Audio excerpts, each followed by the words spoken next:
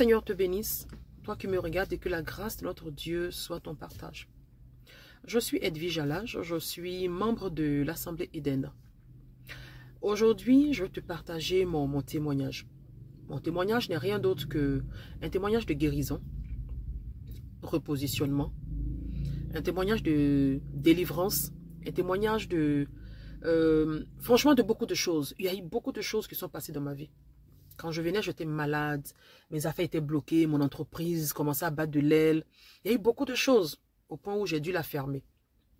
Et quand je suis arrivée, l'homme de Dieu a commencé d'abord par le message à m'enseigner, à m'aider tout doucement. Parce qu'il savait que j'étais une personne très carrée. Avec moi, on n'arrondit pas les bords. Avec moi, on ne peut pas dire qu'un évangélique est comme ci, comme ça. Au contraire, je les trouvais même des personnes qui aimaient attirer les gens vers eux. Parce que la communauté à laquelle j'appartenais est une communauté beaucoup jugée. Bon, était, parce que je n'y suis plus. Donc, je me disais que les évangéliques sont comme ci, comme ça. Bon, trop de préjugés. Et tout doucement, il m'a permis de comprendre, de réaliser. Et j'ai adhéré au message qu'il m'enseignait.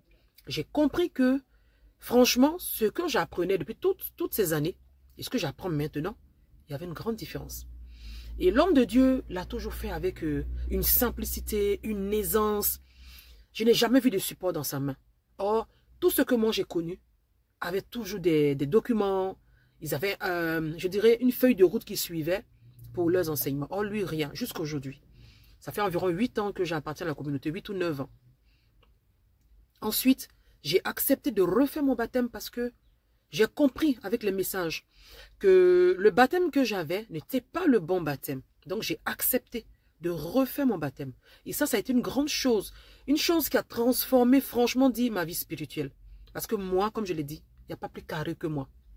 Et le Seigneur m'a fait la grâce d'accepter et de décider de marcher avec lui dans une autre dimension. Ensuite, j'ai été guéri de maladies, franchement, je ne vais pas expliquer, tellement de choses. J'ai été repositionné, comme mon entreprise a été fermée, avec les directives, par obéissance, j'ai dû aller travailler pour d'autres personnes. Les années se sont écoulées. Au fur et à mesure, je suis assez obéissante à servir son Dieu. Il y avait plein de choses. Et le Seigneur m'a fait la grâce aujourd'hui de pouvoir me repositionner, de pouvoir recréer d'autres activités, de pouvoir me rendre autonome, c'est-à-dire me déplacer sans que j'ai à payer un transport ou appeler un taxi. Aujourd'hui, le Seigneur a fait énormément de choses dans ma vie.